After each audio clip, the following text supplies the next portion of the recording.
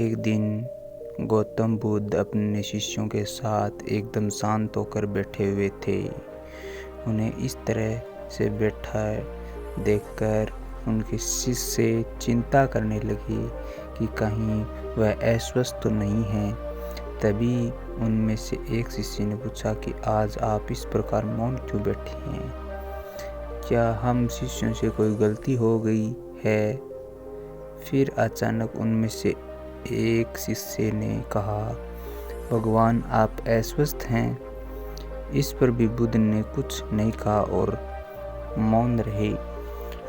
किसी को कुछ भी समझ नहीं आ रहा था। सभी ने सोचा कि बुद्ध को आखिर हो क्या गया है। तभी अचानक से एक हाँफता हुआ आदमी वहाँ पहुँचा। उसको बुद्ध के पास पहुँचने से पहले उनके शिष्यों ने उसे रोक लिया। शिष्यों के द्वारा रोकने पर वह आदमी जोर जोर से चिल्लाने लगा और बोला, गुरुजी आप मुझे अंदर आने से रोक क्यों रहे हैं और मुझे अंदर आने की अनुमति क्यों नहीं मिल रही है? एक शिष्य ने कहा, हम तुम्हें गुरुजी की आज्ञा के बिना अंदर आने की अनुमति नहीं दे सकते हैं। इतना सुनते ही वह व्यक्ति अब और भी ज़्यादा जोर से चिल्लाने लगा। उसके चिल्लाने से बुद्ध को अपनी आंखें खोलनी पड़ी।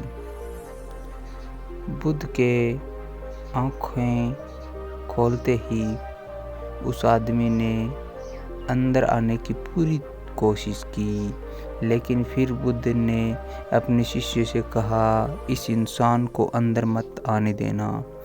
यह आदमी अछूत है और ऐसे अछूत इंसान को अपने धर्म सभा में आने की अनुमति नहीं देता। सभी शिष्य बुद्ध की यह बात सुनकर दंग रह गए। शिष्य ने सोचा कि भगवान बुद्ध कब से छुआछूत जैसी बातों पर विश्वास करने लगे। बुद्ध के कई शिष्यों ने उनसे पूछा, हमारे धर्म में तो जात पात का कोई भेद ही नहीं है, फिर वह अछूत कैसे हो गया?